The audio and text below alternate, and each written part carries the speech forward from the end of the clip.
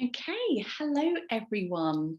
My name is Laura Crane and I am delighted to be able to welcome you to our first CRAE webinar of the new academic year. For those of you who are new to CRAE, and as a refresher to those who are more familiar with us, CRAE is the Centre for Research in Autism and Education, which is based at University College London in the Faculty of Education and Society. And CRAE comprises a team that includes both autistic and non-autistic staff and students. And our goal and our ethos is to conduct really high quality research.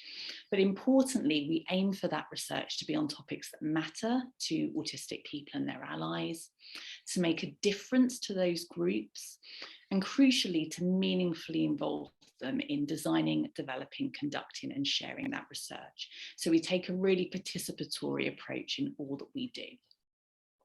We're also really committed to ensuring that research and knowledge linked to autism is shared beyond academia, and that everyone can engage with both our work and that of others in a really engaging and accessible way. And that's one of the reasons that we set up our CRAE webinar series, to showcase the work of some of the leading autism researchers, practitioners and advocates in the field to an audience that includes, but also transcends academia. And at this point, I'd just like to say a particular thank you to all of our funders, supporters and team members that make these events possible, and particularly to the Pears Foundation, who really generously support our work at CRAE, and without whom these events really wouldn't be possible. So that's a little about our centre and our values, and I'm absolutely delighted now to introduce you to our speaker for today's webinar, the phenomenal Heba Al-Jayoosi. Heba is Assistant Headteacher and Lead for Inclusion and Research at Mayflower Primary School in East London. And I've been very fortunate to have visited Mayflower and to welcome pupils from Mayflower here at CRAE. And I can truly say that this is such a wonderful school with really wonderful pupils, and they're doing really wonderful things. And we are so lucky to be able to learn from their work today. Heba is also Deputy Regional Lead at Whole School Send, which is part of NASEN, the National Association of Special Educational Needs. And she's doing amazing work there too, supporting other educational professionals to practice genuine inclusion for all pupils. And because Heba isn't busy enough, she's also studying for her PhD at CRAE, which she's completing part-time, and focuses on the needs of families of autistic children in Tower Hamlets. So hopefully we can welcome Heba back in a few years to share the results of that work too. But on a more personal note though, Heba is one of the most incredible people that I've ever had the pleasure of working with. Her energy and her enthusiasm are really infectious, and I've genuinely never met someone more committed to inclusion and meeting the needs of young people in schools than Heba. She really, really is amazing. So on that note, I'm going to hand you over to Heba, and just to add that you are very welcome to put any questions for Heba in the Q&A box on Zoom, and you can post those questions anonymously if you wish as well. And that just leads me to say thank you again, Heba, for coming to talk to us today. And we really look forward to your talk on evaluating the use of flexible seating in a mainstream primary school. Over to you. Thank you so much, Laura. Thank you for your kind introduction. I'm really, really honoured to be joining a CRAE webinar.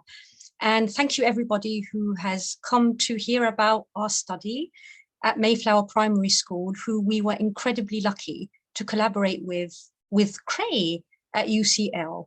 And before I talk about our study, we just want to say a huge thank you to the Churchill Fellowship, who funded our study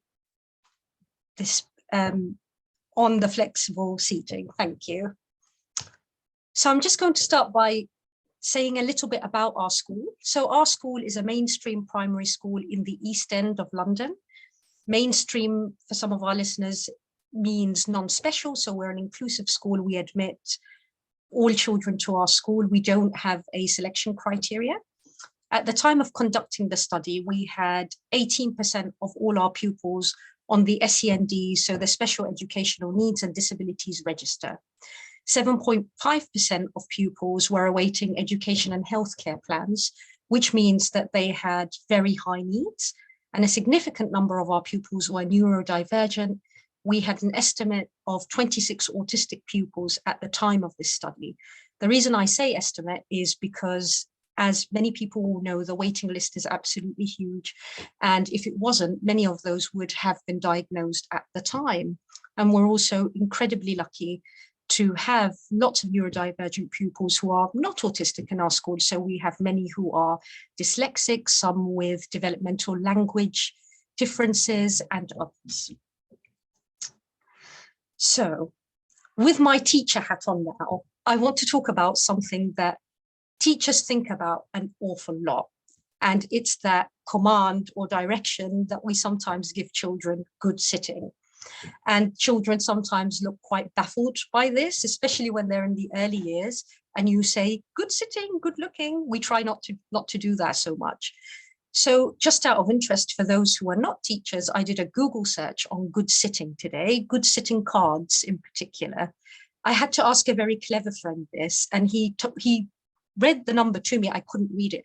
Apparently it's 243 million results for good sitting cards.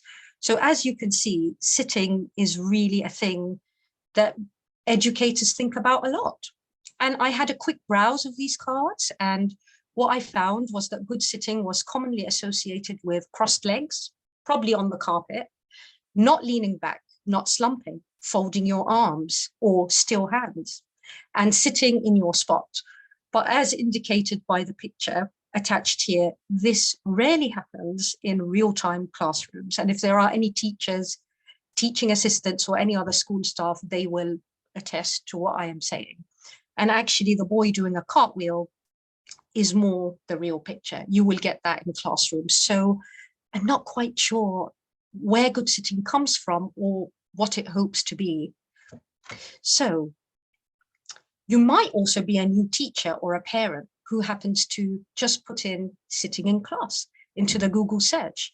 And you're going to get lots of accounts that look like this and that talk to you about seating plans.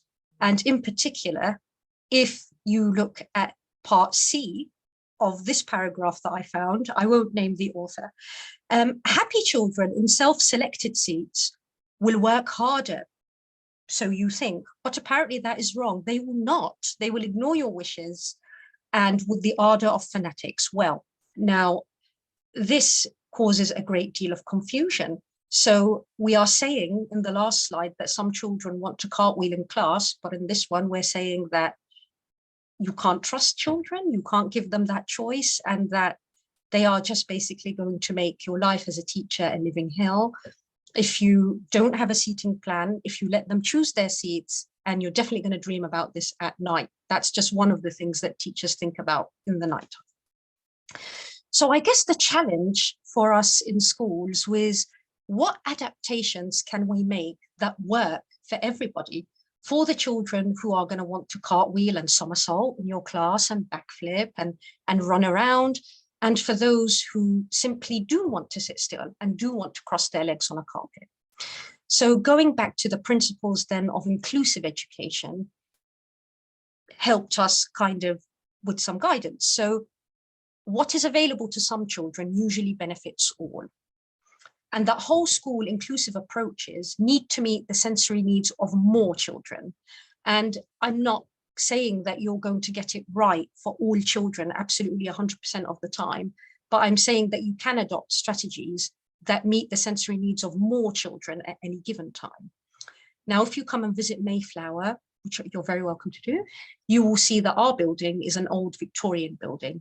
And adaptations to buildings are usually really expensive. Sometimes they're not possible. Sometimes they'll be suggesting things to you that sound absolutely horrific, like your children go in porta cabins while we move the walls. No, thank you, I'm not doing it. So there has to be some things that we can do day to day that are a bit more realistic. So learning from our friends in special schools and learning from professions that are allied to education, for example, occupational therapists, we've seen that some children benefit from different seating. Now, typically, children who use different seating, maybe wobbly stools, maybe a TheraBand tied to the bottom of their chair so that they can kick, are certain children, and those recommendations are made usually by an occupational therapist in our experience. So we wondered whether these seats would benefit everyone. And instead of these seats being bespoke to a certain child where it can create stigma, can we think of a way of extending the use of these seats to everybody? And therein began our idea of flexible seating. I'm also very thankful to the Churchill Trust, again, who in 2019 funded a 4-week fellowship for me to New York, where I visited some wonderful schools that were part of the ASD NEST program. The NEST program runs in mainstream schools in New York, and they offer a framework for inclusive education for autistic pupils. And it was there that I saw flexible seating being used as a whole class adaptation. And I want to thank again, if they're here on our webinar, Lauren and Christy for being so generous with their time and allowing me into their schools to see that being used. So we'd seen the isolated use of some seats in some schools, including ours. We'd seen them used as a whole class, and we were getting an increasing number of neurodivergent children in the school. And we thought, this isn't working. Something has to change to meet the needs of more children. Now, when we hatched up the idea, the first thing, of course, you have to do as a teacher, if we have any teachers on this call, is you have to convince your colleagues to do this, and then you have to get your best colleagues together and together apply pressure on the head to throw out half the furniture. So in order to convince your colleagues to do something in schools, I just want to say that in schools we are bombarded by lots of amazing research initiatives, and we wish that we could do them all, but the reality is our time is already very pressed. So just go to the bottom bullet point, and that will kind of guide most of the decision-making process for us. Is it going to be fun? So we do want to do things that are fun. We want to do things that are relatable. We actually want to know what this is going to look like on the grounds for us. So, and we want to know how much work is involved. So things that require us, for example, to do lots of surveys. Even though we may love to join in, we may not realistically be able to do this. And then the other thing is, can we prioritize this? Is this something that's important for you as a school? And for us, meeting the needs of more learners, neurodivergence in particular, was of interest to us and really high up on our agenda. So it definitely was a priority. It went on our school improvement plan. And this is now another really important thing, is who's actually going to do this?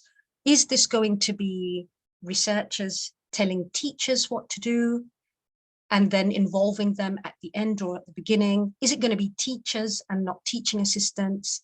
Is it going to be the staff doing onto the children or observing the children? Or is it going to be everybody? And when it's everybody, and particularly a research project where children get the lead, that really is the most fun. So who gets to join in is really important. And again, in what capacity?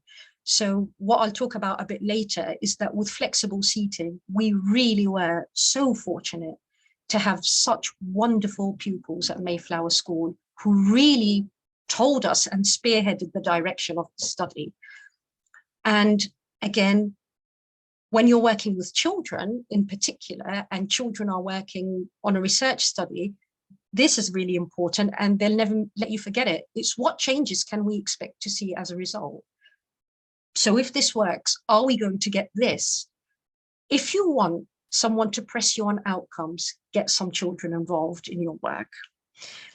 And after you've done this, you then find your partners with the expertise that may be missing in your teamwork at school to help you. And fortunately, we had wonderful partners in Laura Crane and my colleague Aaron, who was absolutely phenomenal leading on this project, and many, many other people. And I want to give a special mention to Sarah O'Brien, who was the autistic advocate who helped advise us with this study. And one thing that we really, really particularly, are very keen about is that when we're doing studies that concern neurodivergent people or affect their interests in any ways, we want to hear directly from those people. And we don't want to be guessing. We don't want to be, you know, kind of making assumptions. We want to hear directly from those people. So we were very lucky to have our partners here from CRAE and elsewhere, and also Sarah, who were able to advise us on lots of things that sometimes is a skill set we might not necessarily have as teachers. For example, ethics forms, for example, different methodology, for example, how to collect data. So with all of these things, we need partners who have those skills. And in schools, we typically do a lot of pilots. We do a lot of, teachers do lots and lots of amazing things.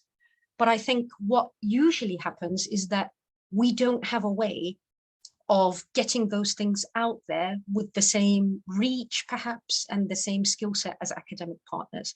And I want to add here that we don't have any academic partner. We have CRAE, and their wonderful way of working with the public in a very participatory way, as Laura says, really doesn't give us any sort of indication as staff in a school that there's a power dynamic there, or, you know, we're just the teachers and these guys are the expert. It really was a lovely collaborative project that we did together.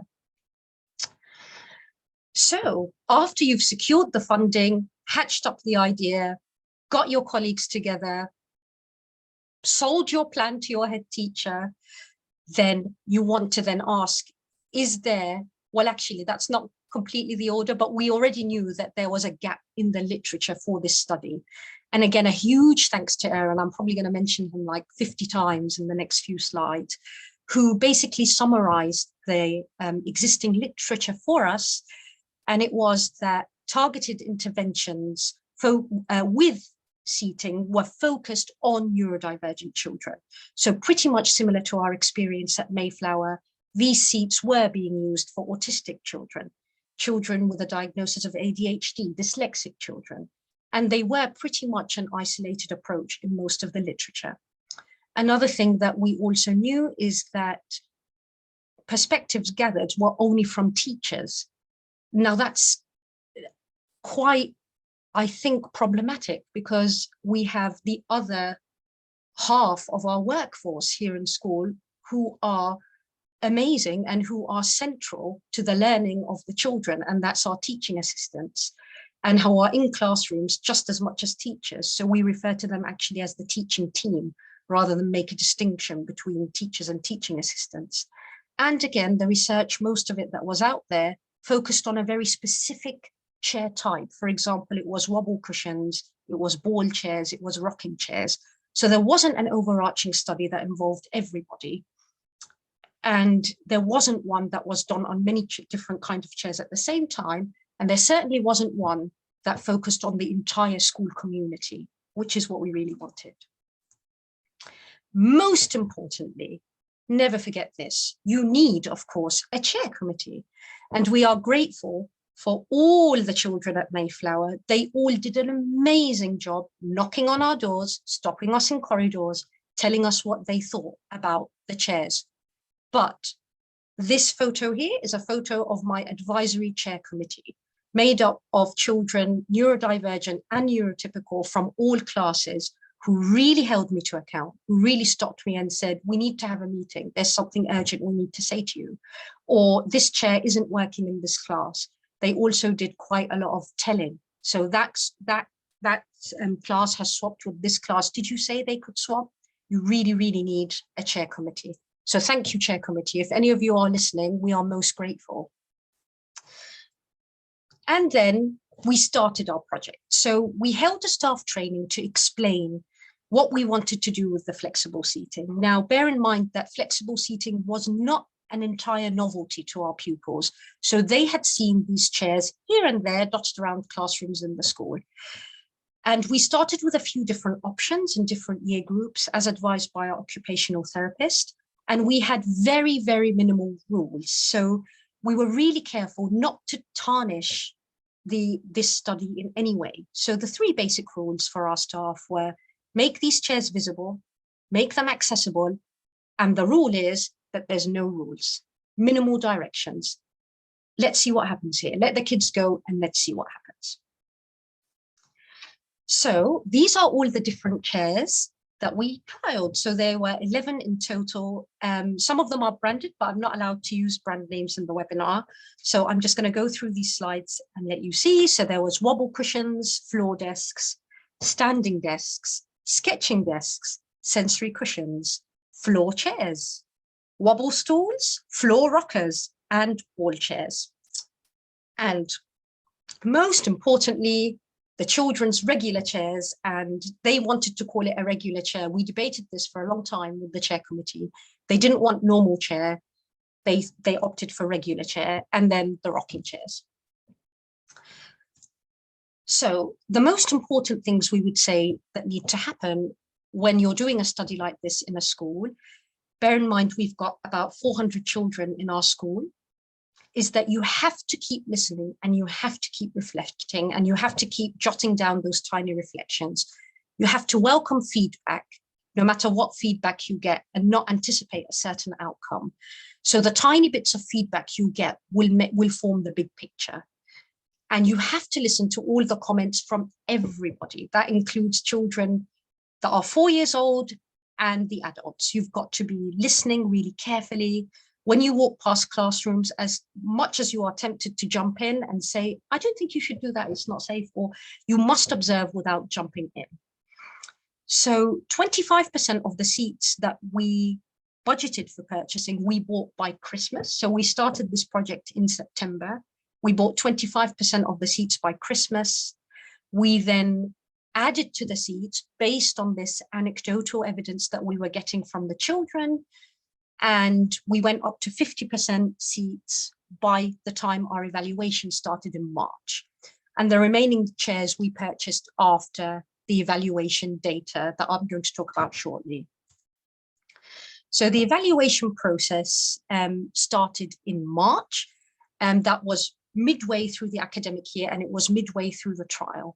And I was extremely fortunate to have two wonderful research assistants from CRAE to help me with the data gathering. We had child surveys and activities for years 5 and 6. The surveys elicited both quantitative and qualitative data, and they were in the form of guided questionnaires and independent questionnaires. And there was also the staff surveys. There was a lot of data to gather. So to gather the data from the children, this took about 3 to 4 days. And there are my wonderful colleagues, Aaron and Taylor, who helped me complete the surveys and activities with the children. There were 315 pupils surveyed in total, including 57 neurodivergent pupils, which makes this, I believe, the biggest study of its kind in a mainstream school. And I'm sorry that for copyright reasons, I had to remove the images from our questionnaires, but just to give you an idea, this is what the questionnaires, these were the guided ones in early years and key stage 1. They were very simple. It had a photo of the chair. Did you try it? Yes, no. Did you like it? Yes, no. And then did you have a favorite? Why? Did you have a least favorite? And then for children in key stage 2, that's the children aged 7 to 11, there was a scale, they had the photos of the chairs and they had to stick them next or place them in the rectangle. So using this scale from I hate this chair all the way up to I love this chair. And again, when we were working, especially with research assistants who were coming into our school, there was a period where we introduced this task. So we didn't go straight in and do the surveys. The research assistants joined us for lunchtime. They got familiar with the classes. They went and visited the classes in order to build rapport with the children. And then there was the activity that we set up for years 5 and 6, which is imagining you're the head teacher for the day and you're responsible for the school budget. What would you do? What chairs would you buy? With a few rules that you can't buy anything that you haven't tried, because I was so worried they would go onto Google and find chairs that stuck to the ceiling or something, which is very like our pupils at Mayflower. They're very creative. And that gave them an opportunity to work in a way in which they're very used to working here, in a collaborative way with their peers, and present, as you can see in the photo there, and talking about their choices, why they made them. And it was really, really heartening to see that not only had they thought very deeply about this task, but they also had thought about other children in the process and really thought about the needs of everybody in the class. So then began the task of pupil data analysis. So we drew out some codes from the children's responses to why is it your favorite chair? Why is it your least favorite chair? And then themes were developed from those codes. And those themes are in the third bullet point there are all listed. The ones that are in bold are the ones that I will reveal were most important to the children when they chose their chairs. And again, the coding and drawing out the themes, we were supported wonderfully by the team at UCL CRAE, and especially what followed after was the content analysis, which was led by my wonderful colleague, Erin. So again, Erin is now, he led the literature review, he led on the data analysis, and he's now preparing our academic paper for publication, which we will be very delighted to share with you once that is released. I'm just going to show you again, without the chair committee, the different chairs, in case you need a reminder for when they come up now in the findings. So we've got a wobble stool here that I'm pointing to, a regular chair, a rocking chair. This red chair here is called the bean chair. We've got a wobble cushion, a sensory cushion. This chair here that we call a floor chair, the one next to it, the yellow one, is called the floor rocker. The desk that the child is sitting on is called the floor desk. And here we've got the standing desks and here the sketching desk. So I hope you all have brilliant memories because we're going on to the results now. So the main findings that we have from pupil and staff perspectives. So rated most positively from all the children who had tried the chairs were the rocking chairs at 90% of all our pupils, well, 91, and the wobble stools at 77%. The floor desk was the most condemned amongst all year groups, coming out with a 26%. It's good for us to know. I also should probably add that the ball chair was actually very early on by the chair committee terminated from the trial because children were using them as space hoppers in the corridors, which was great fun. We didn't object to that, but then they popped them with pencils and it was a non-sustainable approach. Not me, the chair committee.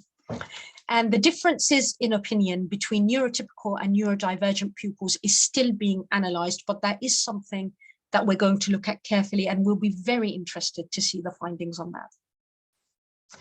So again, some photos of our pupils using the different chairs. The top left photo is a photo of our reception class, and they are using the floor chairs here, which they always report back on so very positively. And they say it helps them manage their distractions. So that's wonderful. We've got children here on the bottom right using a wobble stool. The child with the ear defenders is using a wobble stool and the one next to him is using a rocking chair.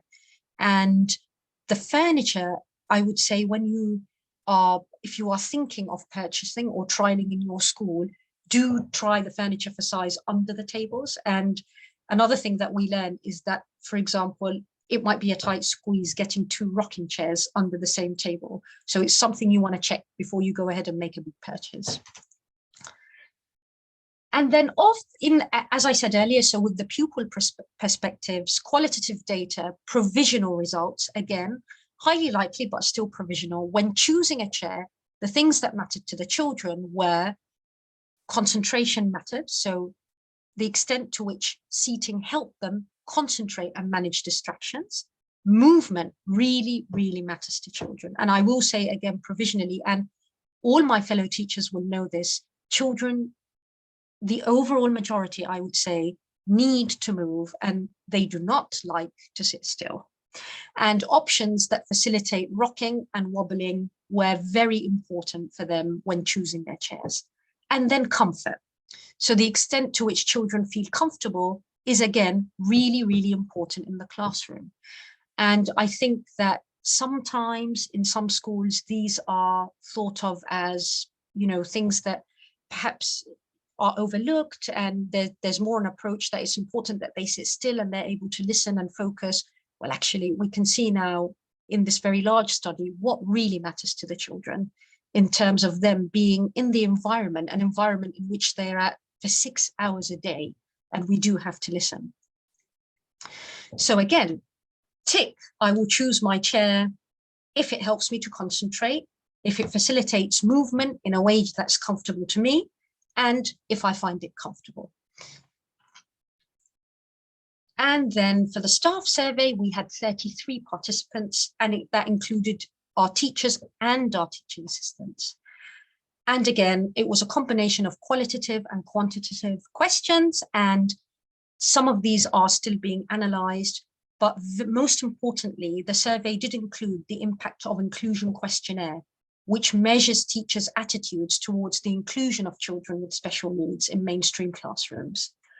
So I would draw your attention to this very, very important piece of data, is that at Mayflower School, as you will be able to see, there is a very high number of Mayflower staff who on the impact of inclusion questionnaire scored very highly. That means the attitudes in the class to including children with special needs from staff is usually extremely good. Now, whether that made a difference to our findings with flexible seating, we can't definitely say, but it certainly is a factor to keep in mind. And I could speak at length about the inclusive pedagogy that we use at Mayflower, but unfortunately there's not time in this webinar. So the key bullet points of the way that we work in our school, so central to our curriculum is creativity, and our head teacher has named all the classes in the schools using the names of artists. So we go from Kapoor class in nursery to Russo, Ophelia, O'Keeffe, all the way to Boyce and Kusama in year 6. The curriculum that we use is highly visual. So the use of visuals to augment communication is very, very entrenched across the entire school. And it's a storytelling approach which enables access for children at all different levels. So children can access through technology, through iPads. It can be through using drama. It can be through music. So there's lots of different ways into our curriculum, but not really a ceiling in terms of achievement. So there is a big focus on the creative arts in the school. We don't stream children by ability in our classes, so all our lessons are taught through mixed ability learning partners. So when the children go through our school, they develop a really collaborative approach of working with partners who swap, sometimes every week, sometimes every fortnight. There's a big emphasis on group work as well. So rather than differentiate between the children by perceived ability or by attainment, we trust the children in taking control of their own learning, and we set different learning tasks, and the children are free to select the skill that they want to practice with the support of their teaching team. The children call the staff by first names. It's quite, in terms of movement across the school, it's ordered, but there are no absolutely strict rules. So this is kind of something that, kudos to all the staff at Mayflower, took years to build and is well entrenched and makes our school, in my opinion, a really, really special place for learning. And it's a place where, because there is so much flexibility, there is room for all learners to thrive.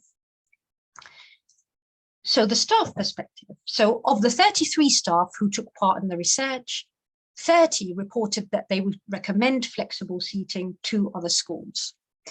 And of those, 29 recommended flexible seating as a cross-school strategy for all age groups. And additionally, staff responded to the question, overall, what are your thoughts on flexible seating at Mayflower? And their views were overwhelmingly positive. And that's really, really great to hear, because it tallies up with what our children said. And it's great to know that what our staff perceive is what our children perceive, and that there's a real connect within our school community onto what helps children learn. Again, exactly like the children, the rocking chairs and the wobble stools were the most beneficial seating options to be in the classroom, as reported by our staff. And of those staff that had all the options available in their classes, we had 94% almost opting to have the rocking chair, and 94% opting to have the wobble stool, but the majority of staff would also opt to have all the other seating options in their ideal classrooms. Note the word opt and not directed, except for the floor rocker and the ball chair. And I've already told you about the catastrophe with the ball chair. And the floor rockers, I think there were perhaps some issues with the amount of space that they took up in the carpet. But again, these are things that I am sure we will look into very carefully in our paper. And very importantly, especially for advocates of sitting still in rows and the emphasis that, you know, this is best, our staff reported that flexible seating did not prove difficult to adjust their teaching to. It did not make managing behavior in the classroom more challenging. It made teaching and supporting pupils easier. And we are very delighted to also report that pupil engagement, behavior, comfort, mood, motivation, peer-to-peer collaboration all improved upon the introduction of flexible seating. And on a personal note, as the co-director of the chair committee with all the children who are on it, I will say that this is the most fun study for me that we have done in the school, all of us together with the children for some time. It was really fun. And we really wanted to encourage this sort of work to continue in our school. And I got some of the views of some of our wonderful staff about what it was like to work with researchers, which you can see there. Really, again, important from Teresa, our English lead, who said that, you know, there were no expectations for this to work. There were no expectations for it to be successful. And it was very exciting. And we were very delighted that it was. And this was a piece of research. We didn't preempt it going in any direction, which was really part of the fun for the children, because they were like, okay, well, if it doesn't work, it's going to be fine, no problem. It was very inclusive. Children wanted to join in, and our staff, as reported by Kirsty, would join a research project like this again if they could. So please heed, if you want to give us loads of amazing furniture and get us to test it for you, we're game. So researcher opinion from my wonderful colleague, Erin, is just there. I will give you a moment to read.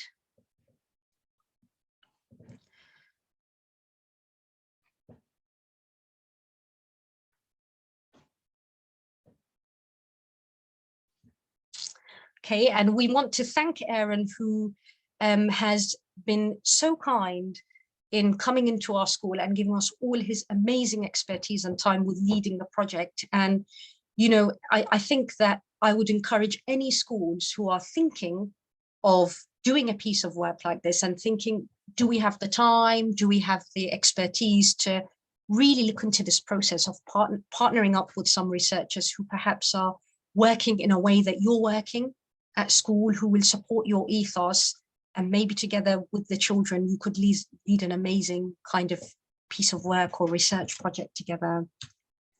So what next for us at Mayflower? So we're very delighted, under the guidance again of the wonderful Dr. Laura CRAE, to be evaluating the use of ear defenders with the CRAE unit at UCL. So there's 2 of our wonderful Year 6 pupils there using standing desks and the ear defenders. We're at the very initial stages of the pilot, so we're getting all their opinions right now, but this will be, again, a whole school study. And working on our priority theme in our school improvement plan, which is to really think about neurodivergence, how we teach about that to pupils. And we are looking forward to starting the LEANS curriculum, learning about neurodiversity at school, which was developed by the wonderful team at Edinburgh University with Professor Sue Fletcher-Watson and Dr. Alyssa Alcorn. And the link to their work is there. It's a free downloadable resource, and I would encourage any teachers to really, really check it out. It is a beautiful set of lesson plans targeted from years 4 to 6, and that's something that we're going to be starting this year that fits in with our kind of school priorities, and also, again, with the aim ultimately to promote whole school meaningful inclusion and hopefully to lead to a better world.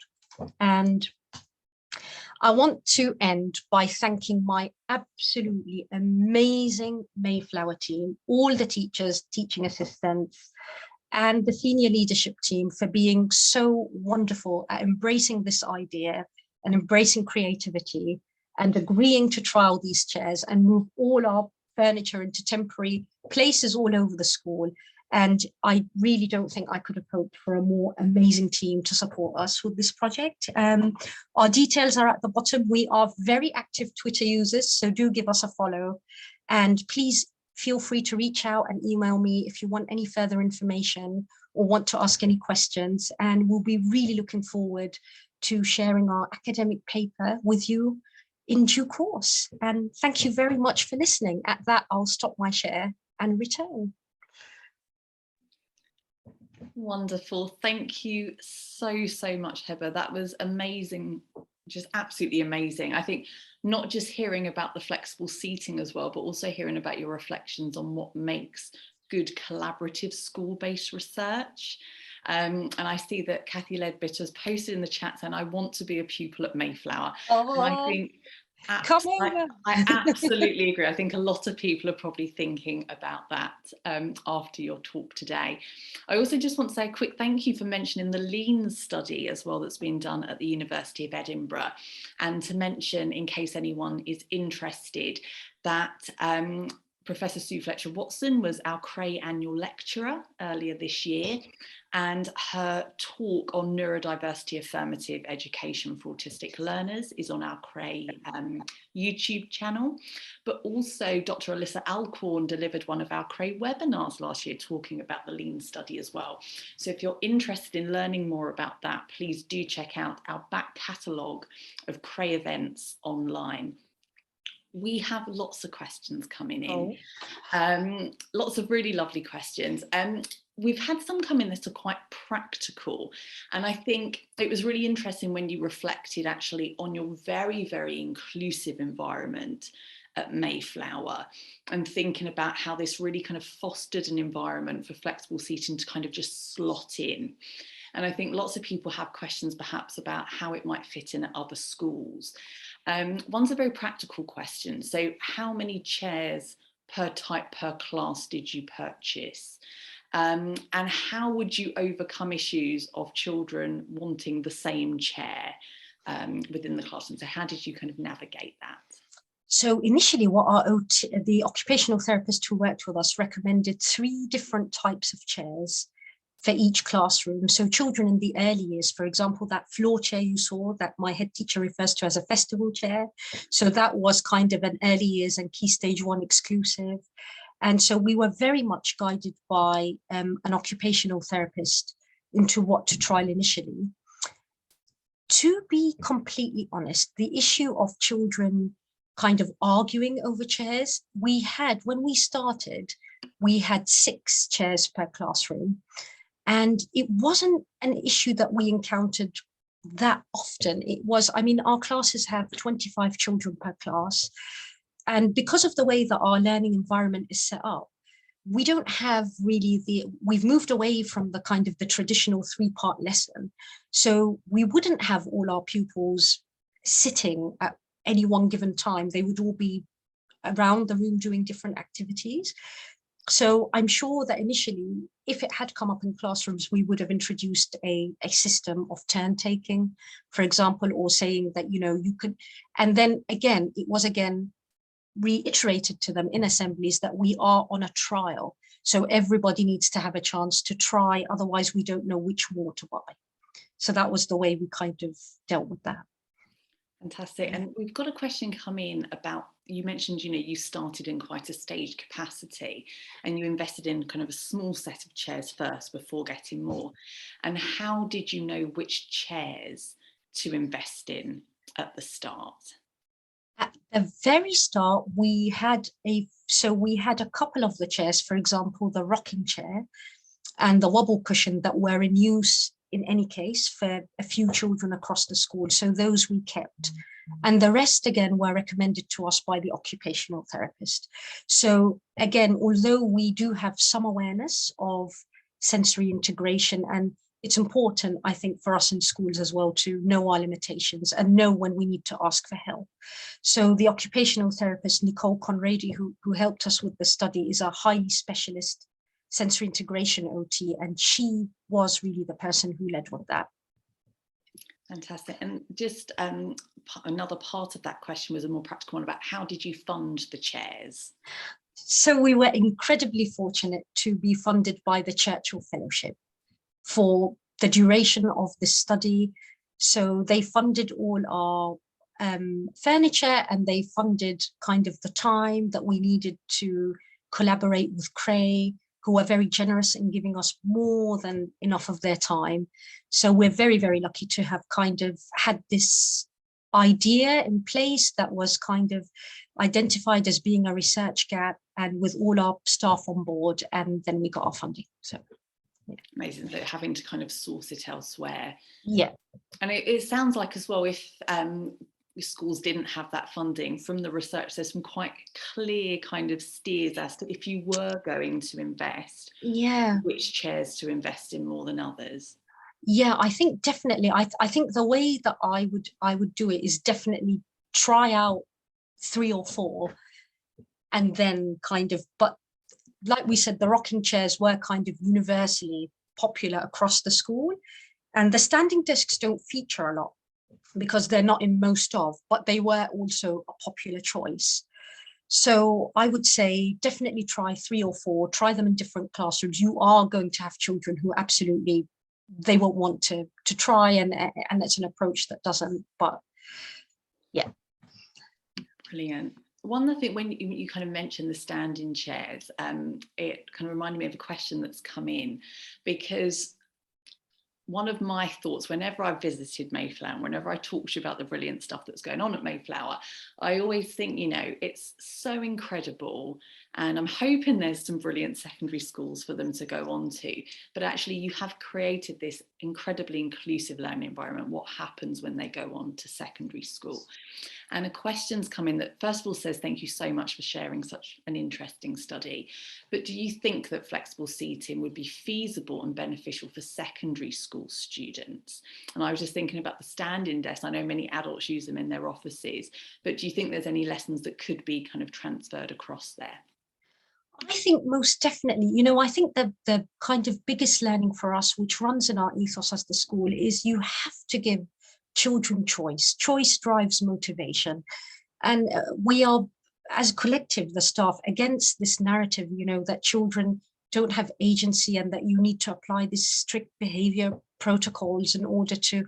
So I think even more so in secondary schools, when it's a time, we know, adolescence of great brain development, and human beings are all unique, sensory preferences are, and I don't see why that should ever kind of stop moving up through schools and FE colleges. You know, we often we expect from children things that we would not be able to do, you know, stand still in a line up 30 people. If you got 30 adults to do that, I don't think I could, and I don't think most people would be able to do it.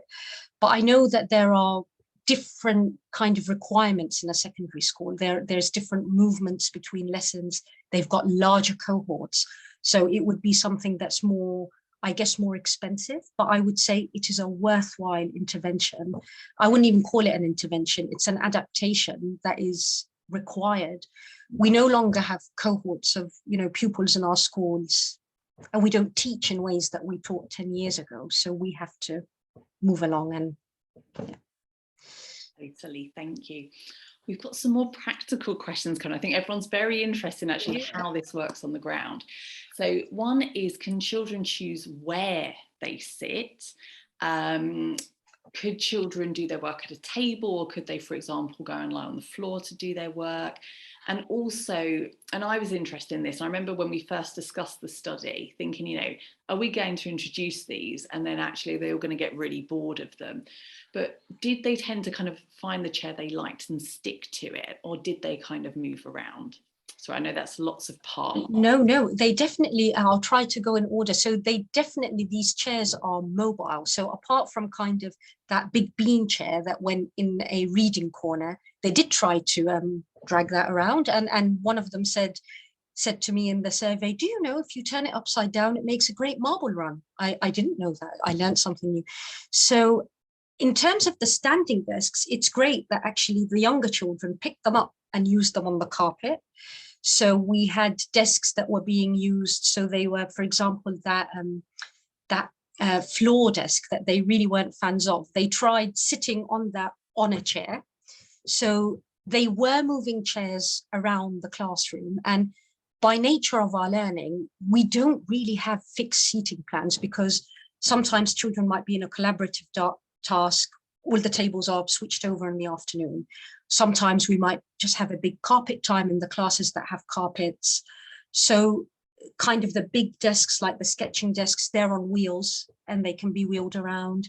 So some of them were kind of less easy to move around, like the 2 rocking chairs side by side, just about fit in the space between the table legs. But in terms of movement in the classroom, we don't really have any strict rules. So they did move the chairs around and we moved them around as well. And we had other factors. For example, we have children who don't like being next to windows because of noise or because of light. So they're always welcome to move around. I think that was one part of the question. I can't remember the other. It was, yeah, and whether children, once they kind of found a chair that they really liked, did they stick to it, or actually did you see them moving kind of from using, say, a rocking chair onto a standing desk? We had a combination of both. So we had some, for example, who were definitely the standing desk is my thing, and then some of them who are more flexible, moving in between. I think it differs. So I think in the survey, they do have clear favorites, but I think what you will see again, when some of them said there's 3 or 4 that are my favorite, which indicates that they would move in between using. But practically, there were a couple of children who really didn't want any of these chairs. And they said, I just want my normal chair, which was fine. But I think, yeah, some expressed strong preferences, but some definitely were just chopping and changing. It's just choice for children. I think that's what is the real driver. It's just that they go into this class and they've got all these different choices of seats, and they're able to actually articulate, you know, I want this seat because it helps me move and the movement calms me down. Or I want to use this desk because if I stand after lunchtime, I'll feel more energized. So.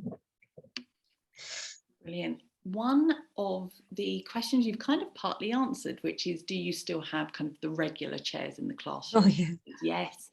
And kind of reflecting on what kind of chair combination you ended up with. And I was really interested in the head teacher for the day as well. So when the children got to pick what would go in the classroom. But for example, there were some chairs that were really kind of well received by the children and some weren't. Do you still have all of the chairs in there? Even the one, I know you mentioned that you had to get rid of the balls. Yeah, the balls were gone. The balls, unfortunately, I want one for my office, but for the school, I think it's, so we have the, we kept what was the floor desk, which was the one that was sadly condemned by most of them. We didn't buy many of those because the indications very early on from the chair committee were, so they had their reservations right from the start on that chair. But all the chairs are still in all the classrooms because we're interested now as well that we've added the ear defenders in the mix. Whether that's going to make some sort of difference, we'll have to see. But the combinations of chairs we've ended up with in every class, I would say there are rocking chairs and wobble stools and standing desks. They're the 3 staples, so they're in every class. And then the younger children, so early years and key stage 1, have the floor chair, the festival one. And now the sketching desks are quite big. So that's another consideration. So they've gone into our biggest classrooms into year 6. And the other chairs, you know, the ones that are like the wobble cushion and the sensory cushion, they lend themselves to the early years more than anybody else. We have them dotted around the school, but the children in the early years do like them a lot. And I guess because they are younger and smaller, and our classrooms at Mayflower can be quite small, and some don't have a carpet area, those children spend a longer time on the carpet. So, yeah. Brilliant. A really interesting question about tips for children with visual impairment. I don't know if this applies to any of the children in Mayflower, but do you think they might struggle with that level of flexibility with these different chairs, for example?